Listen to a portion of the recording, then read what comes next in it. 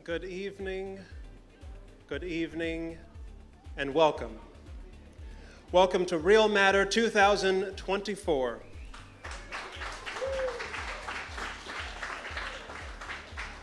My name is Nick Neptune, and I just want to briefly welcome and thank all of you for being here with us tonight, especially to those of you who could join us earlier in this evening as we kick things off with a block party underground with some of our favored, featured, emerging artists and creators and makers here in the city of Raleigh 4 years ago when my friends and colleagues within Situ Studio kindly invited me to participate in a State of the City address. My response to the team was that, well, look, we can give a talk about the city, we can speak to that, but why not immerse each other with those of us who are actively creating and contributing to the culture that makes up the city of Raleigh? And I'm thankful that not only did we have a very positive experience with that 4 years ago, but year after year ever since, we have facilitated a similar experience to kick off this 2-week public forum and conversation around architecture, design, and urban planning, and frankly, building a better city right here in Raleigh, North Carolina. And so just real quick, I want to thank all of the vendors who came through for us today, from Osoto Coffee with the affogatos, Che Empanadas with their delicious Argentinian empanadas, HAF Javi, or Javier Castillo with his Papa Record Shop, and King Akira with his artwork, and last but not least, a great good space with their community art and design activity. Oftentimes it is around food, beverage, music, and art that new ideas emerge. And so it means a lot to, again, kick off this 2-week public conversation around ideas in the built environment with that. With that said, I'd like to welcome to the stage my friend and colleague, Zach Hoffman. Please make some noise.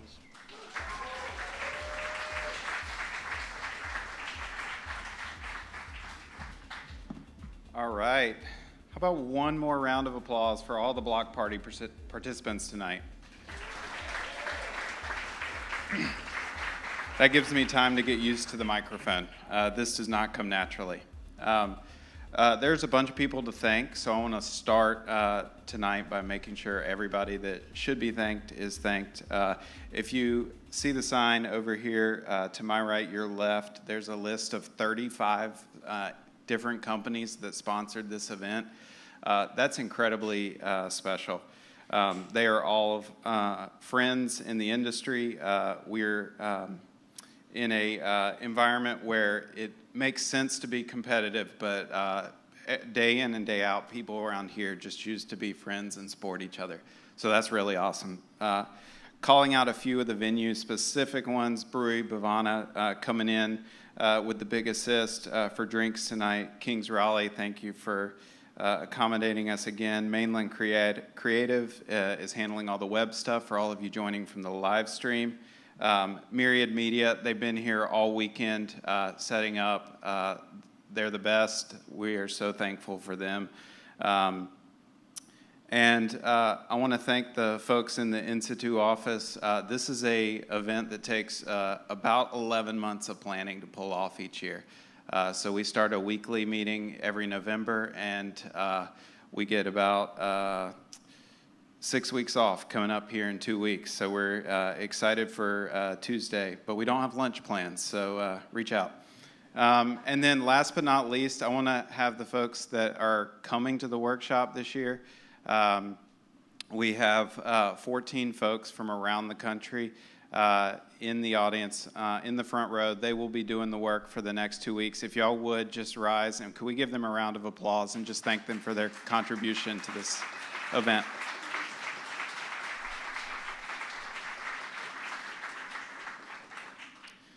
So for those of you who do not know what Real Matter is, I wanted to take just two minutes to be real quick and give you a brief summary on where we've come from and where we hope to be going.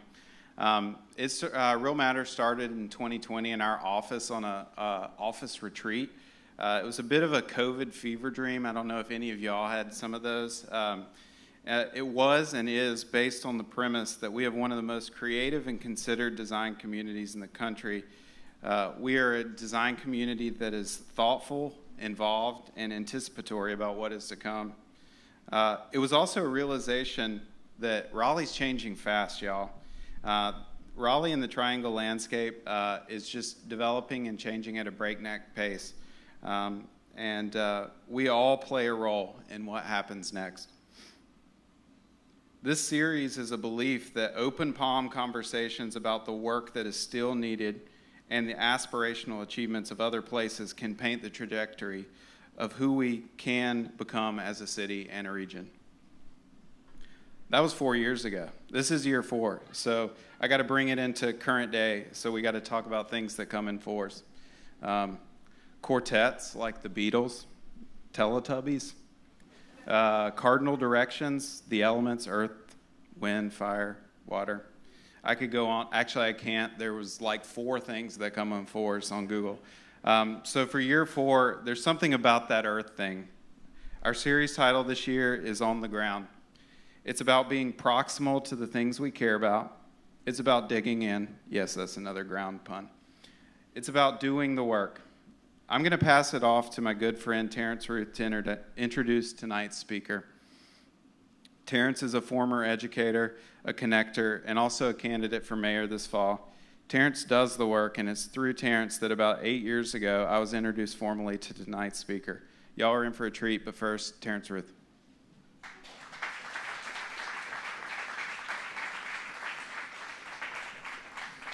Good afternoon. It's a pleasure to be here. I had the wonderful opportunity to participate a few years ago.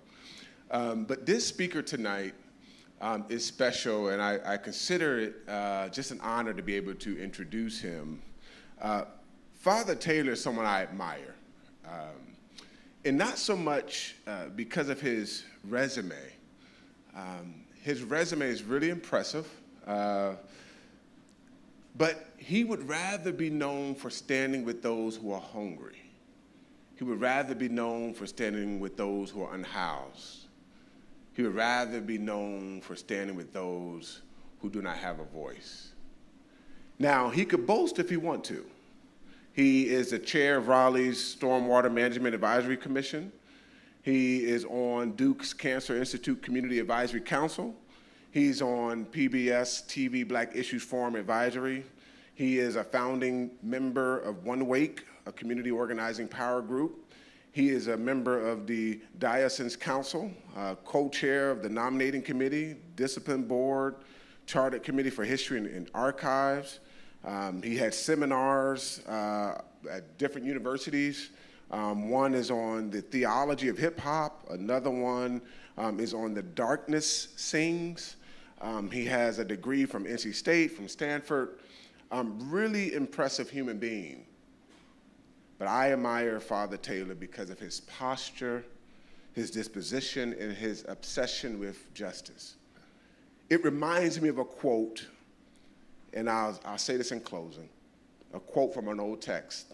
It says, "Don't let the wise boast in their wisdom, or the powerful boast in their power, or the rich boast of their riches. But those who wish to boast in this alone, that they boast in justice. I give to you a leader obsessed with justice, Father Jemonde Taylor."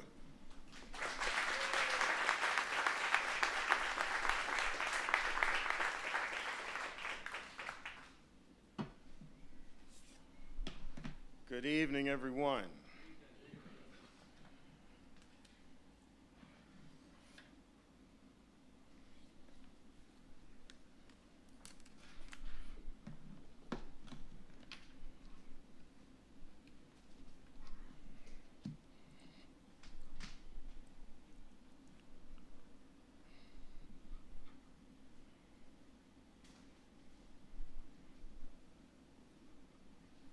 We're not getting projection.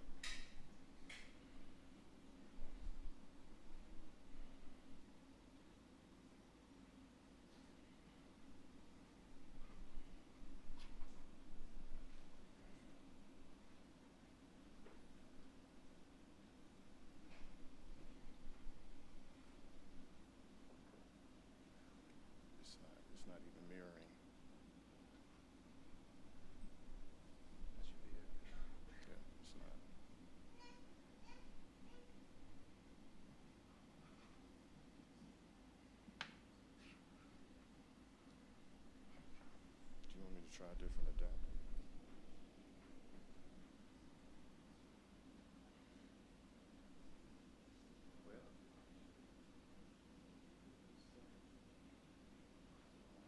Do you want me to try a different adapter? I mean, I got one in my. Yeah, if you want to.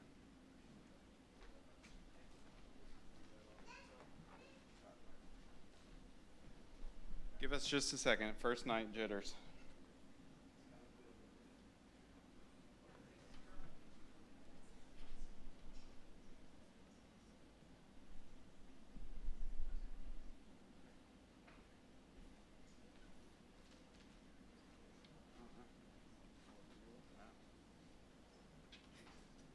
I don't know.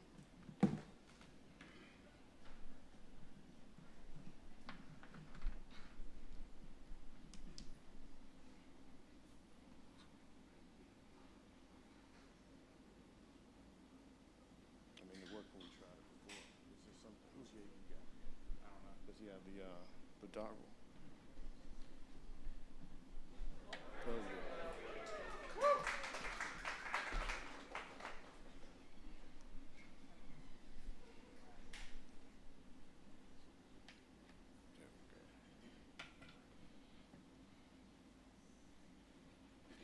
Good evening.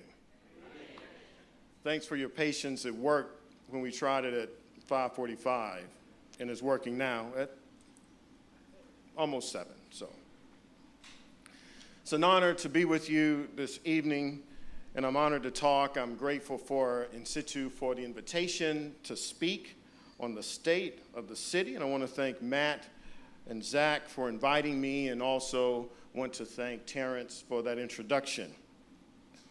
Just want to start with some ground rules. My pronouns are we, he, our, his, and want to also do land acknowledgement for the First Nation people, the indigenous people, the Native Americans, the Tuscarora, the Catawba, and the Siouan, who call this place home, and also a labor acknowledgement to the more than 100,000 enslaved Africans and black people who were resident in Wake County at the beginning of the Civil War. So both an acknowledgement of land and of labor. I consider this year's theme to be timely, real matter on the ground. The theme in general is timely, but the logo in particular resonates with my current context. The letters real in this logo represent or seem to resemble trees, with humans being about 20% of the height, the letter height of the letters. There is a complex network of roots below ground. They are cryptic in the true sense of the word. Cryptic means hidden, that which is not seen. And so the trees or the letters and humans above ground are visible, but the root network below ground is invisible, and the roots go down deep, almost 4 times the height of the letters that I view as trees. And so when I study this graphic, I'm drawn to the connection between the human brain and tree roots. And the image that's to the right of the screen is a portion of the human brain. And when you look at it, it looks like a tree root structure. And centuries ago, when scientists studied the brain, they made the connection and called parts of the brain dendrons, which is the Greek word for trees. So these early scientists saw in the human brain a network of nerves that resembled a network of tree roots. Raleigh is known as the city of oats. And Southeast Raleigh in particular, which is my context in the Walnut Creek wetland, can be called the community of water oak trees. The congregation that I lead in Southeast Raleigh, St. Ambrose Episcopal Church, our closest neighbor is the Walnut Creek wetland and Walnut Creek itself. And there are hundreds of water oak trees in Walnut Creek, as you can see from the drone footage flyover. You can think of water oaks as being the guardians of the land. They do have shallow roots, but yet an extensive root network system that helps prevent erosion while not losing nutrients. This is my favorite tree on our campus at St. Ambrose. It is a post oak tree, also known as an iron oak tree. This type of tree is a strong tree. It's a mighty tree. It's known to resist drought, fire, as well as disease. And here's another image of the post or iron oak tree as we look east. This tree towers above almost every other tree on the campus at St. Ambrose, no matter the topography. Its canopy is wide, it's large, as you can see. I have no idea how old this tree is, yet I imagine this tree has many stories to tell. And when I see this tree, I think about a Bible passage from my transition in Isaiah, talking about faithful people as being mighty oaks of righteousness. Over the past half century, scientific research continues to move our understanding of trees from this Darwinian framework of survival of the fittest to survival of the friendliest. This article title reads, "Do Trees Talk to Each Other?" And the author states, and I quote, "Forest trees have evolved to live in cooperative, interdependent relationships maintained by communication and a collective intelligence similar to an insect colony. The real action is taking place underground, just a few inches below our feet," end quote. More mature trees in a tree environment are called mother trees, and those trees supply sugars to sapling because of their size and because the saplings cannot get enough energy, light energy, because of the canopy that's over top. The mother trees send sugar through the root network to the saplings. Older trees that are sick and dying trees release their resources into underground networks before they die, strengthening other trees along the network. Some call this the root wide web or the wood wide web. We as human beings have much to learn from trees. The city of Raleigh can take its lesson from its moniker, the City of Oaks. This city needs to become more like the oak trees. Now, many in this room are designers and members of the design community. I consider myself one of you because I, too, am a designer. My undergraduate and graduate degrees are in mechanical engineering, specifically design engineering. And after seminary, I consider myself an engineering theologian, trained in the art of convening or gathering people under a common purpose, God, to enact real transformation made possible through the resurrection of Jesus Christ in the power of the Holy Spirit. As designers, I encourage you to use a new set of givens, a new set of knowns, a new set of assumptions. A new set of unknowns, a new set of knowns and assumptions takes into account the historical injustice and underinvestment reality. This is cryptic or hidden reading, paying attention to what is underground and not always what is visible on the surface.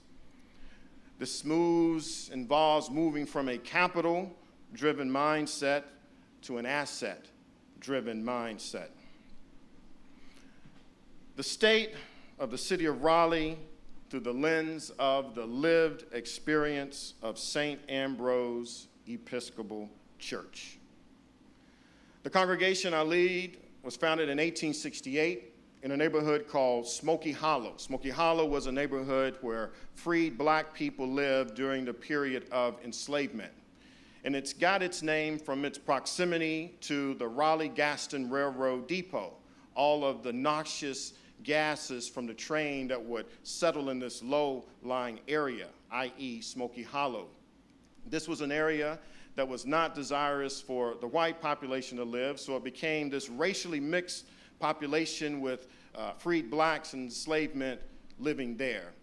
We don't have respiratory data from that time, but we know now that EPA tells us that black Americans suffer asthma at 34% higher rate than the larger population, simply given the environmental constraints. So it is safe to assume that the respiratory illness for the people in Smoky Hollow was higher than the larger population. And so we stayed there from 1868 until 1900.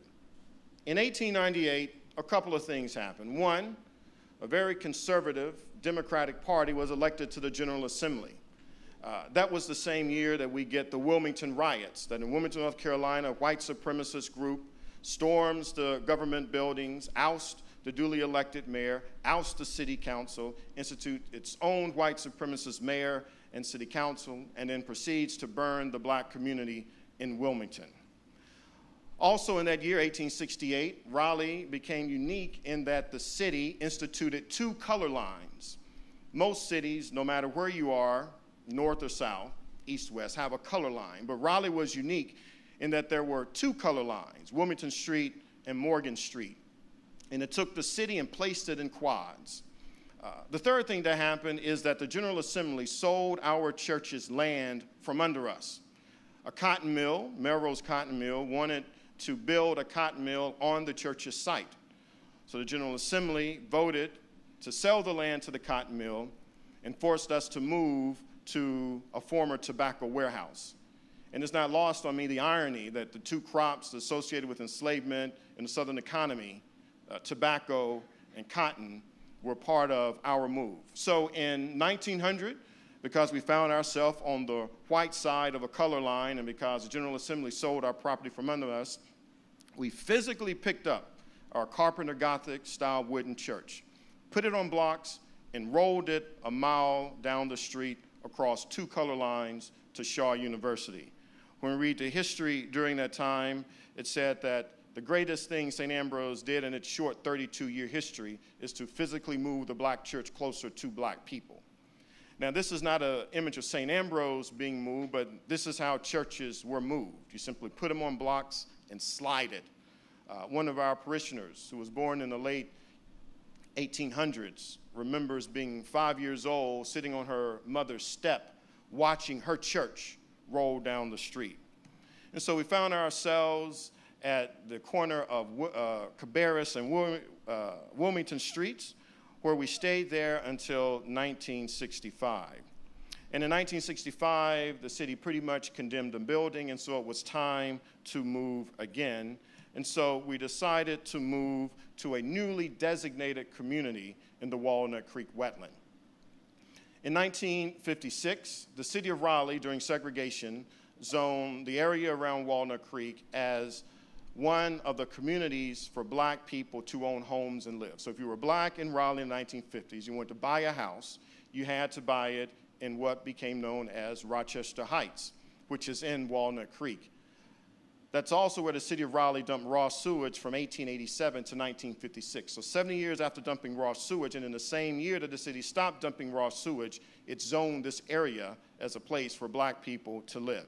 And so in the second time in our church's history, we physically moved the black church closer to black people. Instead, this time we did not pick up our building and moved it. We built a new edifice in the Walnut Creek. Now, the Walnut Creek wetland is an ecological marvel. You will find white-tailed deer, as you see in the top right, actually top left. You will see lamprey, which is the fish in the middle. A lamprey is a saltwater, freshwater fish that begins the Atlantic, swims upstream to Walnut Creek to lay eggs before it goes back downstream. You see great blue herons, the lower left, ruby-breasted hummingbirds, and you see mink in the top right. When St. Ambrose launched the capital campaign some 7 or 8 years ago, one of my parishioners who always thinks himself a comedian said, "Father Taylor, we don't need a capital campaign. We just need you to let me take my gun and hunt mink." We are not killing mink in Walnut Creek. But these are the types of animals and plant life that we have in Walnut Creek. And Walnut Creek and Rochester Heights, because it is in the floodplain, floods.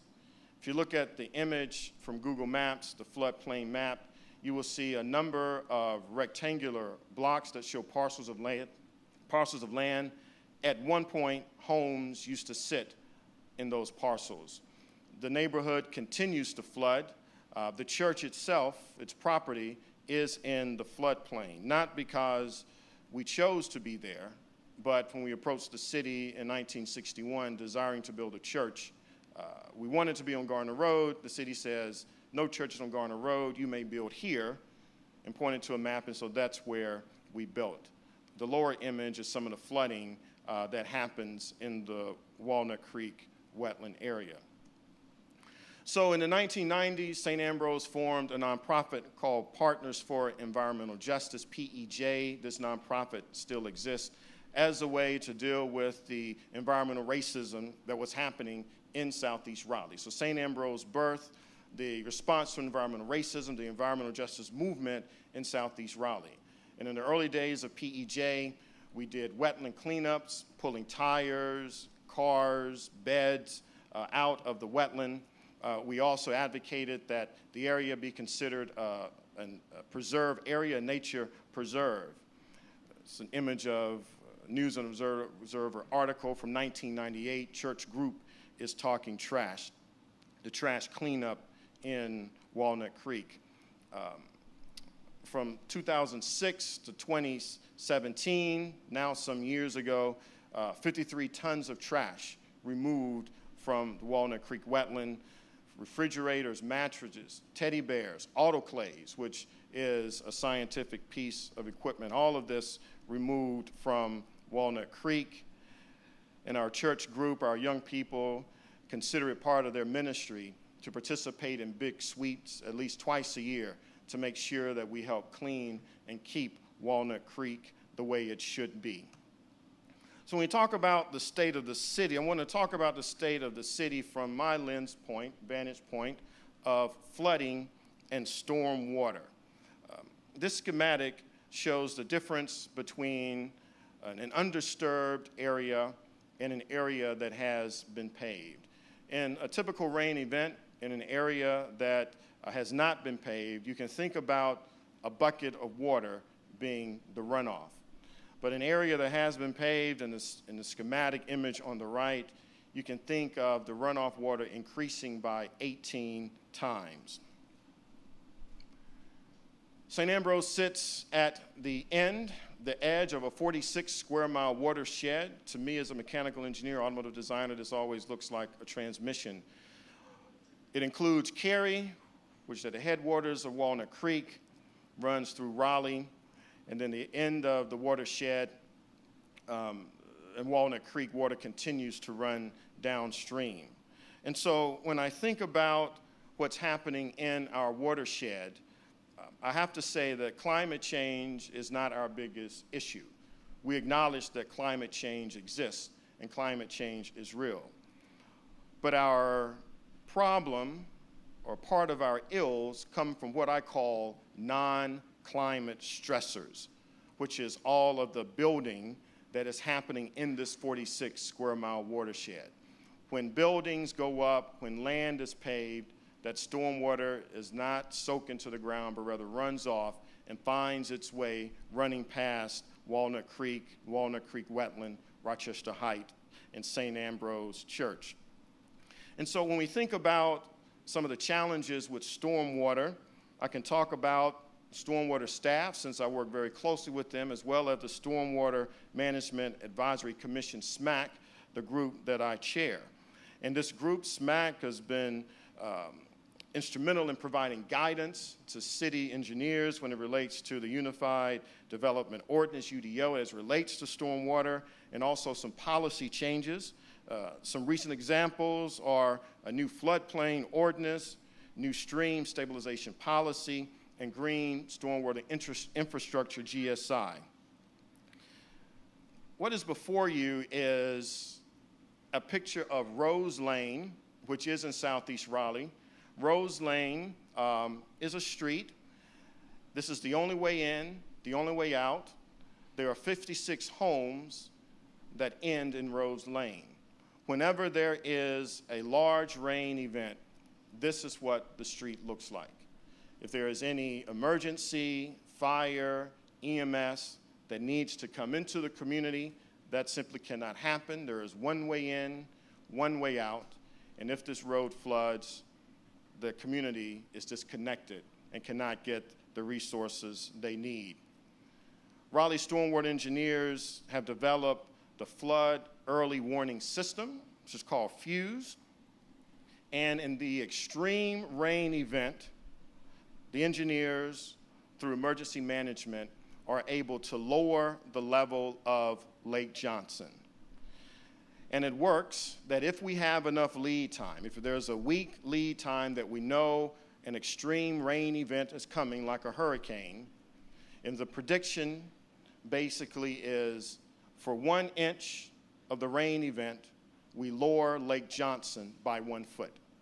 So if there is 4 inches of rain predicted and there is a week lead time, then we slowly drop the level of Lake Johnson by 4 feet. We wait 24 hours for all of that water to flow downstream. And then when the rain event happens, Lake Johnson fills back up.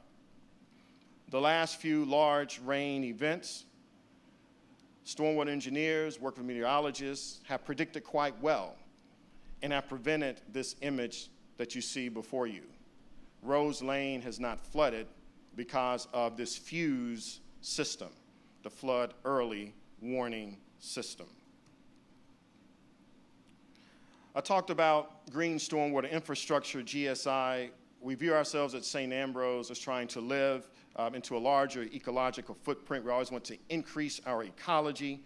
And so we have several GSI installations, including 3 rain gardens. One is pictured on the left, 2 other rain gardens in our prayer garden on the right. We also have 2 1,000-gallon cisterns that we use for drip line irrigation. One of the challenges that we have in stormwater is that the General Assembly has tied the hands of municipalities. That in 2019, the General Assembly passed a bill that prohibits municipalities from incorporating stormwater infrastructure on new projects.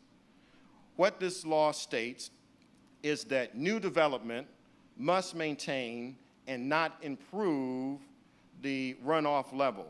If a property is 100% impervious prior to development, then the new development must keep it at 100%. Whereas other communities in other states could mandate green stormwater infrastructure, we are not able to do so because the General Assembly has tied the hands of the municipalities. State of the city from the strategic plan. Part of the City of Raleigh's strategic plan has to deal with safe, vibrant, and healthy communities. And I'm not sure if these points are listed in order of importance, but I am very concerned, and I give it quite a bit of pause when I see the first initiative 1.1, to apply crime prevention through environmental design principles to increase and enhance safety on facilities and open spaces throughout the city. Crime prevention through environmental design, often called SEPTID. And SEPTID has 4 elements: natural surveillance and visibility, lighting, territorial reinforcement and space delineation, and natural access control. The problem I have with SEPTID is that it weaponizes nature and weaponizes the environment against people. This is about surveillance. And if you happen to be black or brown, it increases the amount of surveillance that you are already under. This Bloomberg article that was written by Brian Lee Jr., who is the speaker this coming Friday in this series. America's cities were designed to oppress. And I quote, "Design justice seeks to dismantle the privilege and power structures that use architecture as a tool of oppression and sees it as an opportunity to envision radically just spaces centered on the liberation of disinherited communities," end quote. When I think about the lived history of St. Ambrose, I can say that where we stand, the city was designed in order to oppress. With Smoky Hollow, of our land being sold from under us, having to physically move our church to South Park, and then, of course, moving it again to the Walnut Creek wetland in Rochester Heights. In 1968, the civil rights leader Whitney M. Young Jr. spoke to the annual convention of American Institute of Architects, AIA, and this is what he said, quote, you are not a profession that has distinguished itself by your social and civic contributions to the cause of civil rights. He told them, you are most distinguished by your thunderous silence. There are better ways to get around safety than to weaponize nature. And one of the unintended consequences of sight lines is the heat island or heat map effect. The city of Raleigh, in 2021, commissioned a study under the proposition that perhaps given different locales in the city, there might be a 2-degree difference in temperature. And to the surprise of nearly everyone, there was almost a 10-degree difference in temperature. And to no surprise that the areas that are hottest also tend to be the areas that have been historically black. Now, one of the ways the city is dealing with this is looking at using this titanium spray, this titanium dioxide coating as part of the Cool Roadways project. And this coating helps reduce heat absorption on the roadways. So not streets paved of gold, but streets paved with titanium. There are other ways of dealing with safety through design than septic. And one example is this generative farm. Instead of using septic, some people are being creative and using generative farming. Ifoma Ibu, who is the senior design advisor for New York City, uses a different method to discourage crime and encourage community. This is a rendering, 2024, of this regenerative agricultural community master plan in Madison, Wisconsin. It showcases diverse housing options near agricultural fields. The two images before you are from the Healing Garden at St. Ambrose. This is a ministry that we launched in 2021. We are using therapeutic horticulture and horticultural therapy to help meet the mental and emotional health needs of the community. And part of the genesis from this came nearly a decade earlier when I came to St. Ambrose.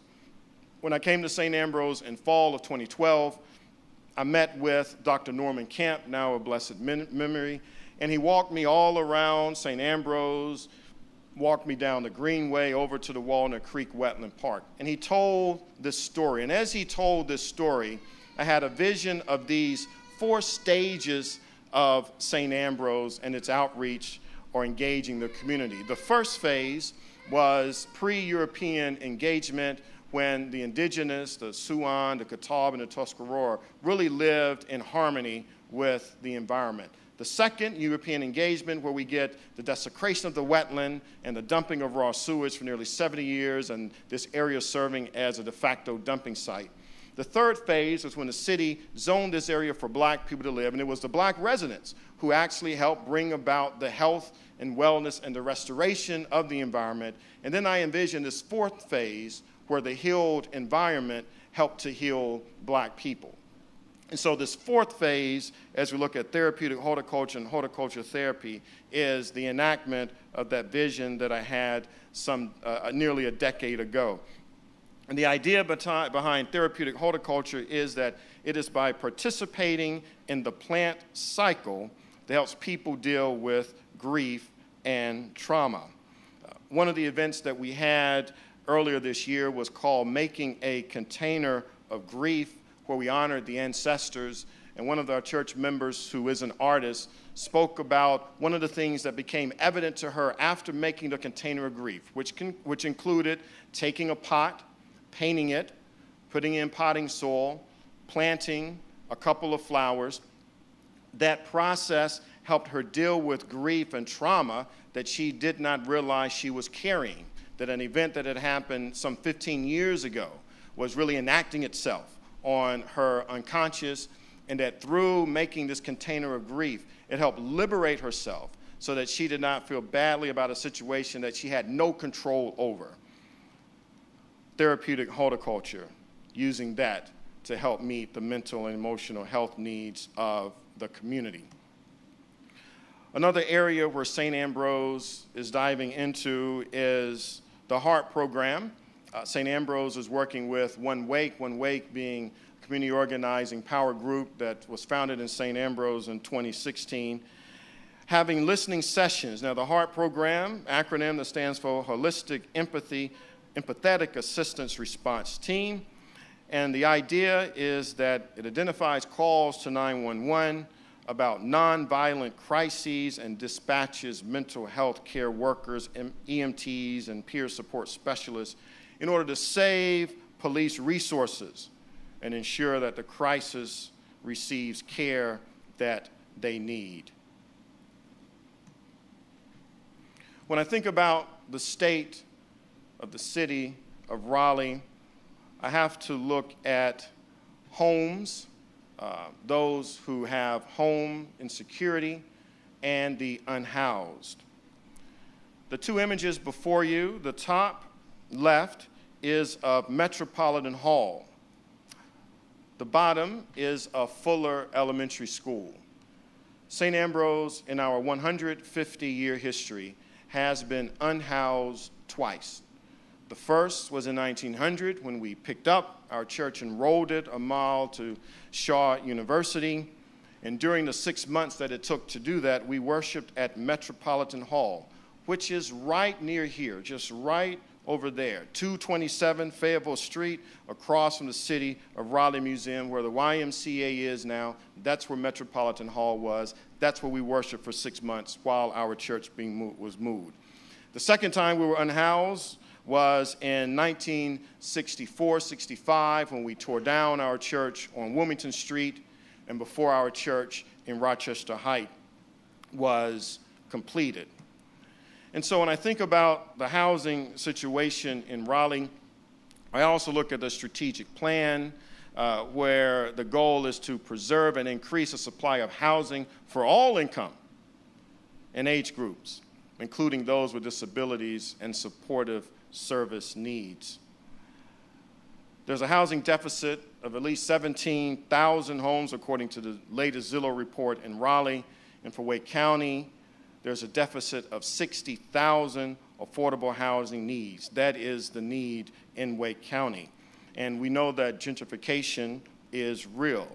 And so one of the organizations, One Wake, has launched a home ownership to equity campaign, working with Nehemiah Housing out of New York, where the goal is to build 1,000 at-scale affordable housing units, as well as 1,000 affordable rental units. The goal for our group is to build 2,000 opportunities for affordable housing on a 100-acre tract in the city of Raleigh in Wake County. We're working with Nehemiah that has built over 6,500 affordable homes for Black and brown families, creating close to a $2 billion worth of generational wealth, which has been a successful mechanism against gentrification in diverse communities.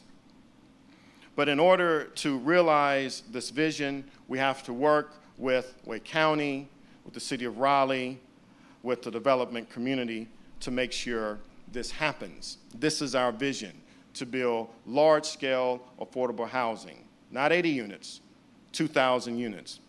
But not that alone, we're also working with our religious institutions. One Wake is an institution or an organization made up of nearly 50 nonprofit and religious organizations, most of them being religious organizations. But we're talking with our churches and places of worship that occupy a decent amount of land, saying, how can you better use your land?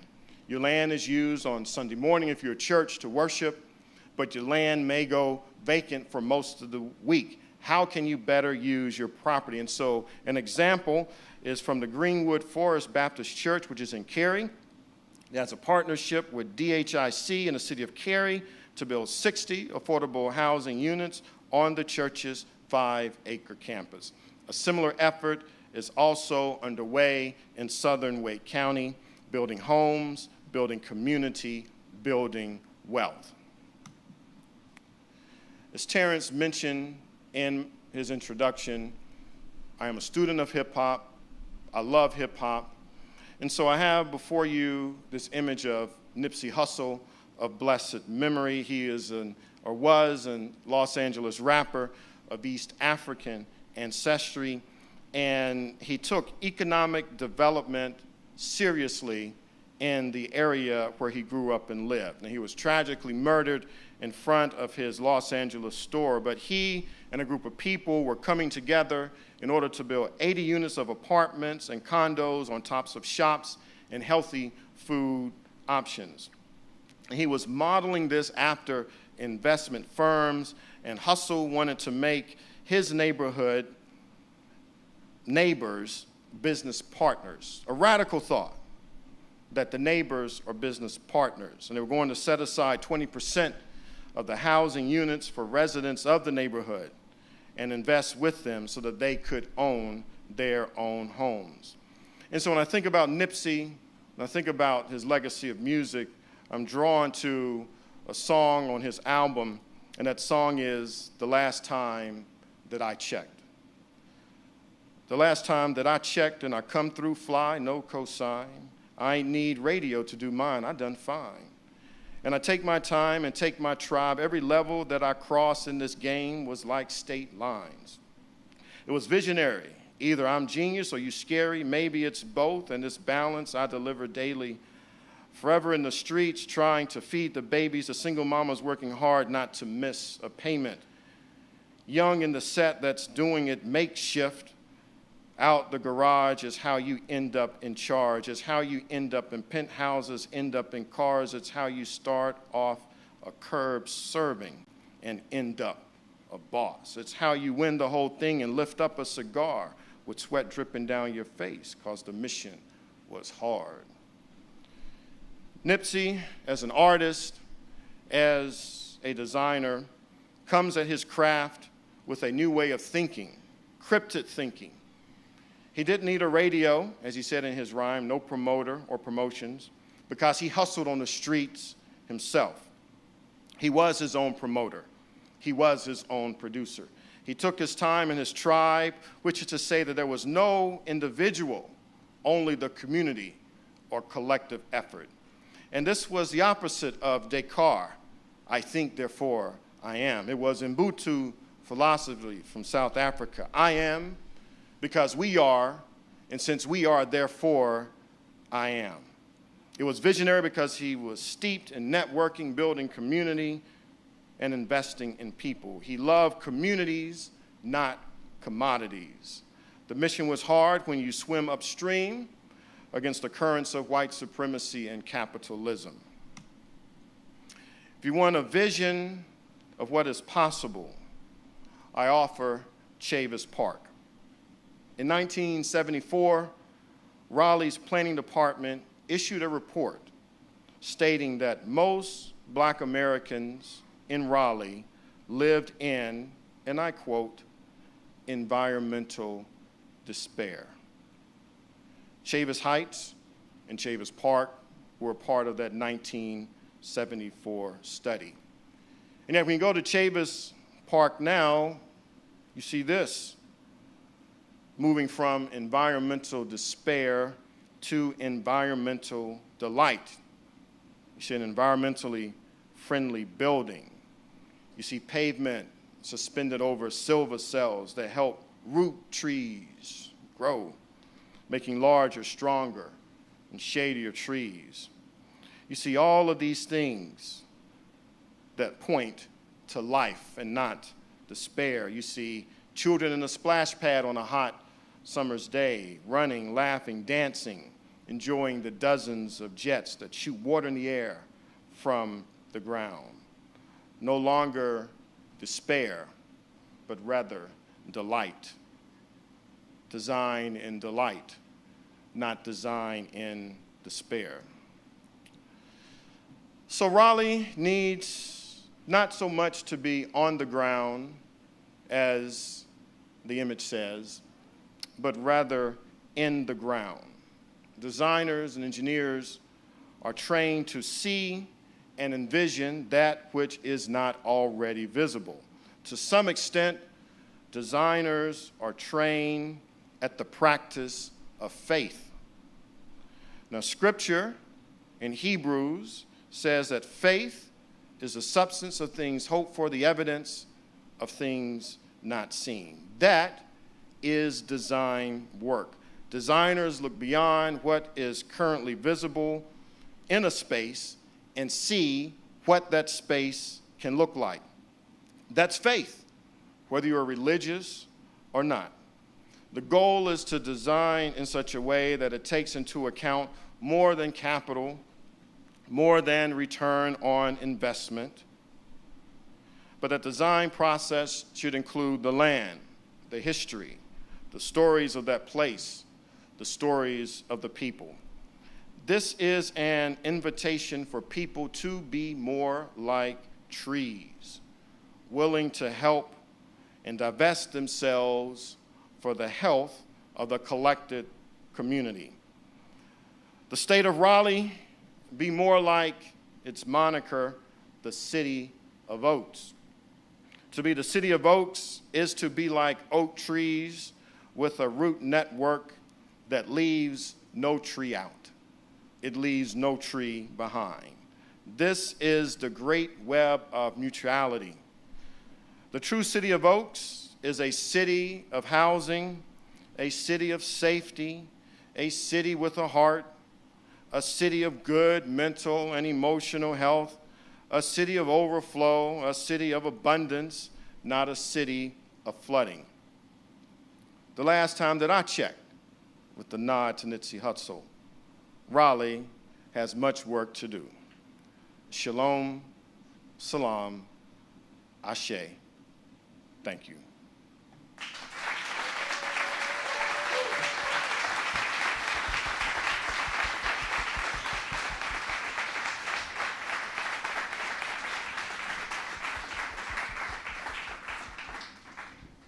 Father Taylor, thank you so much for that lovely talk about community and interconnectedness and ecology. So we'd like to open this up to some questions from the audience. And I've been instructed to say, don't hold the mic too far away from your face. Some of y'all might be shy like me, naturally. So just try to hold it a couple inches from your face and we'll be able to pick it up. If any of y'all have questions, just raise your hand and I'll bring the mic over. Looking out in the audience.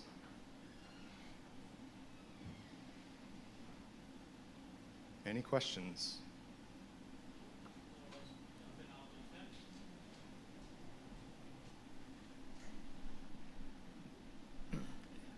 For those of you who are not from Raleigh, I guess for the last few years, the city has been in the throes of trying to establish a bus rapid transit corridor along New Bern Avenue. And there's a lot of moving parts, and I have a hard time sorting through them. There's density, there's gentrification, there's the racial justice issue. Do you have you studied that enough to share some thoughts on that project? It's a good question. BRT certainly is buzz in the city. There are a lot of moving parts with the complex matrix. As you would probably imagine from the talk I gave, history is important. Communities that have been historically underinvested is important. Gentrification, not displacing people, important. environmental design is important. I'm part of a stakeholder group that will be learning more and listening more about BRT. There certainly is no elixir. I mean, it's challenging. Part of my concern is that the city, from where I stand, is about business. So I moved to Raleigh from Dallas, Texas. I'm from Lewisburg, North Carolina, just a little bit north, 30 miles north 401. And I was ordained, and my first ministry was in Dallas, Texas. I remember in 2009 in Dallas, being at the ribbon cutting for the Windspear Opera House, this multi-million-dollar complex in Dallas. And the mayor at the ribbon cutting said, the Windspear Opera House is great for business in Dallas. And that struck me because he didn't say it's good for the arts or it's good for culture. He said it's good for business. And part of my fear and the lived experience that the BRT is good for business, that though these other processes exist, gentrification, displacement, that those will go by the wayside for quote-unquote progress. Yes, we need better transportation options, yet we don't need to do that at the peril of the community. Also, when we look at design processes, when they're measured by a clock, that tends not to go well for some people. And though we want to move rapidly, no pun intended, into this, I think taking a measured response to try to draw some type of a spider diagram that can get the best benefit for all involved. It's not a direct answer to your question. It's certainly complicated, and we have to see what happens. Thank you so much, Father Taylor. And if you're interested in these kind of questions about planning in Raleigh, especially the BRT, you should come tomorrow night to our groundwork panel, which will also start at 6:30 p.m. The program manager for the bus rapid transit system will be here. His name is Het Patel, and he can probably answer really specific questions you might have about that. It's certainly a very complex issue. Any other questions?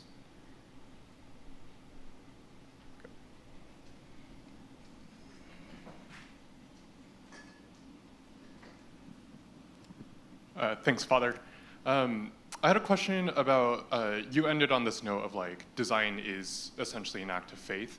And as I think about the stories that you've presented, like, it's faith in the face of like resistance and hardship. And so in the example of St. Ambrose, like being forced to move twice, I'm just curious if you would have like specific practices of like leaning into faith when despair seems easier? Very good question. As I said in my closing, that designers, engineers are really trained in the practice of faith, even though you don't call it that. Some practices that I do and encourage my parishioners to do, and I think these are practices that can extend no matter the faith tradition or people of no faith, is to be grounded, to be embodied. And that can take the form of breathing exercises, being in nature. One of the things that we are learning as we travel this road of horticultural therapy, the book we're using is The Well-Gardened Mind by Dr. Sue Stewart Smith. Fantastic text.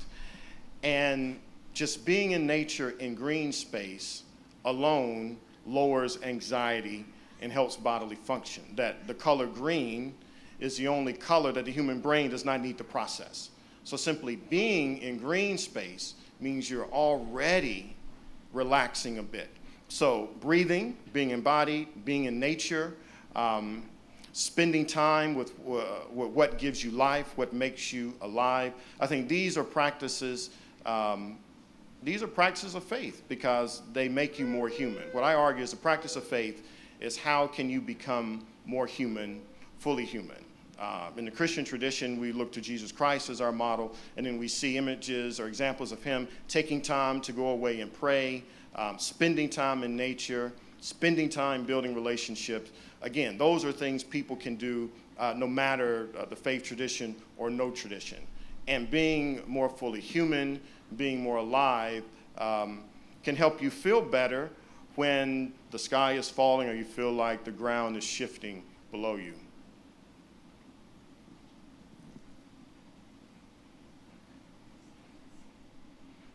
Father, I have a question.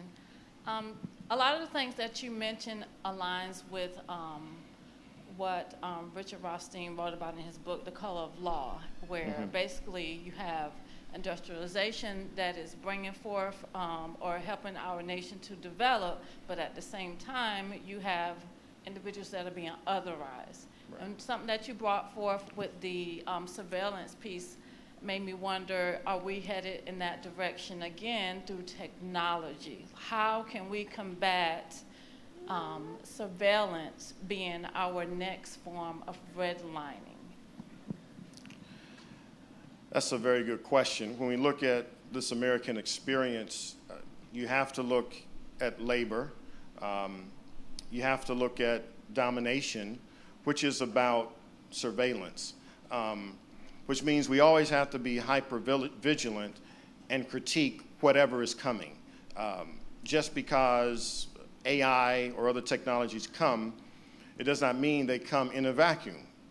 That these processes are part of a larger system and have a history, and that if we are not careful, that the technology simply reenacts the same history through a different vehicle.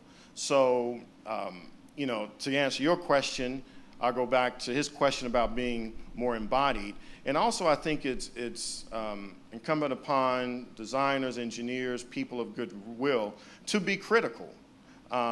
To really question, to have a new set of givens. I mentioned earlier in the talk, when I was an engineering student, at the beginning or the top of the exam, you would write a number of givens or assumptions, and then you box it in. The gravity's at 9.8 meters per second squared, that these are the boundary conditions. And so in the design process begins with a number of assumptions. We have to question the assumptions to make sure we are not enacting the same ills that got us to this place anyway. So always being in a posture of examining, of questioning, of really this cryptic thinking, which I talked about. Cryptic just meaning hidden, that which is hidden and not visible, that really the gems, the networks, the growth, the life can be found in what is not necessarily visible. But we have to have eyes to see, because others might not. Thank you, Father Taylor. We probably have time for a couple more questions.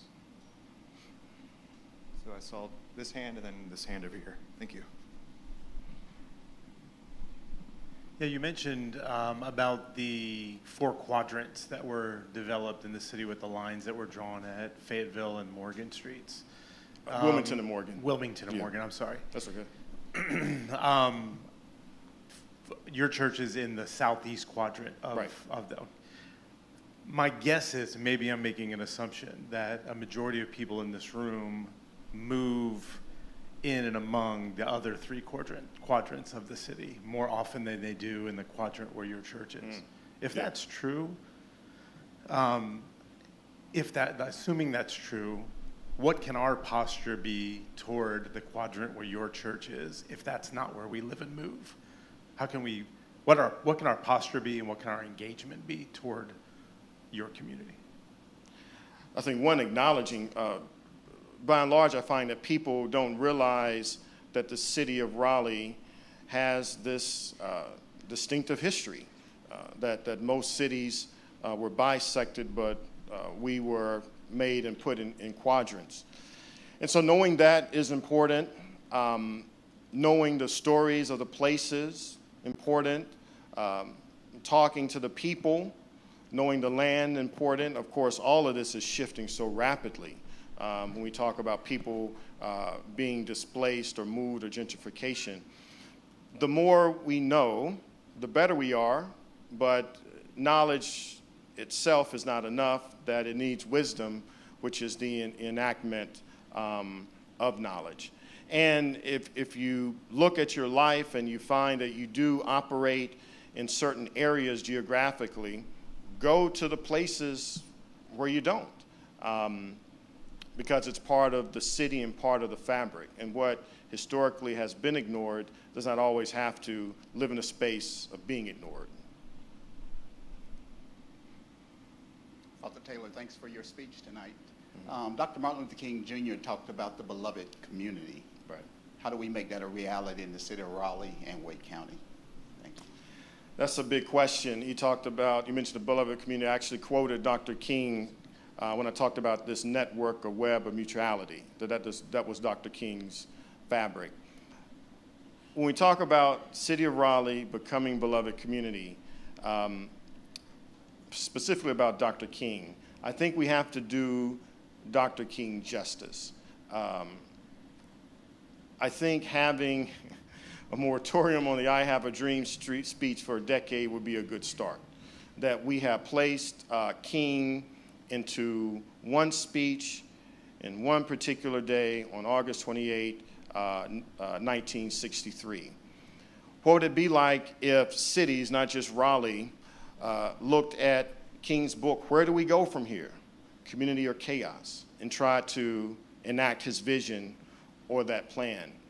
When we talk about becoming beloved community, and this is a big talking point in my tradition, the Episcopal Church, it's all about recognizing the humanity in others and that everyone has value, that people aren't commodities, that communities matter. And so when we talk about becoming beloved community, and I spoke about the city of Raleigh being more like its moniker, the city of oaks, I'm very serious about that, because when we look at trees, the network underground is not survival of the fittest, it's not Darwinian, it's survival of the friendliest. And so what would it be like if a city took its moniker and tried to act like it?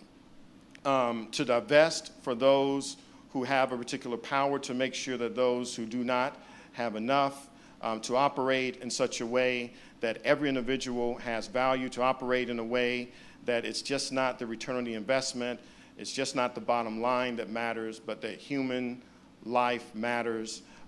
These are all questions that have to be asked if we truly want to live into the beloved community, which is challenging. It is not easy work. As a person of faith, I believe that God calls us to this work, and just as a human being, I think humanity calls us to this work, because we can see that the world, as it is now, is in a mess.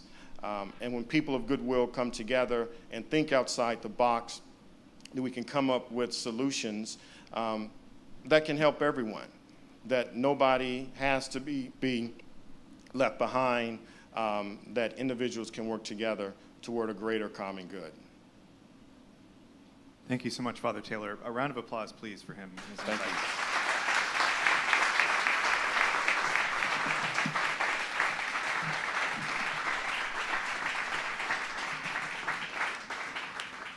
So thank you all so much for coming out to this. I know it's a lot to come out on a Monday night to a talk about, cities or Sunday.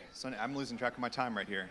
But if you like what you heard, the discussion will continue tomorrow night with a panel of local thought leaders. We're calling it Groundwork because the thought leaders are dealing with work that's happening on the ground, like the bus rapid transit system, the new park design at Dorothea Dix, as well as kind of the state of the planning discipline. So please come out to that. It should be a very interesting panel discussion. We'll have a day's break, and then we'll resume with a trio of lectures Wednesday through Friday, starting with Mara Rockcastle. She's a landscape architect with 10 by 10, doing some really interesting work. Thursday will be Ben Mead.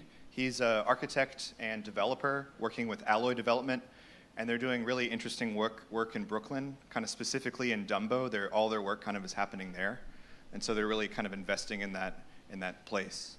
Friday, Brian Lee Jr., his name came up in Father Taylor's talk, but Brian will be speaking on Friday, and he's with Colloquit Design out of New Orleans. We'll then have the weekend off, and we'll resume on Monday with Deborah Mesa. She's a fantastic designer with Ensemble Studio out of Madrid. We're really lucky to have her.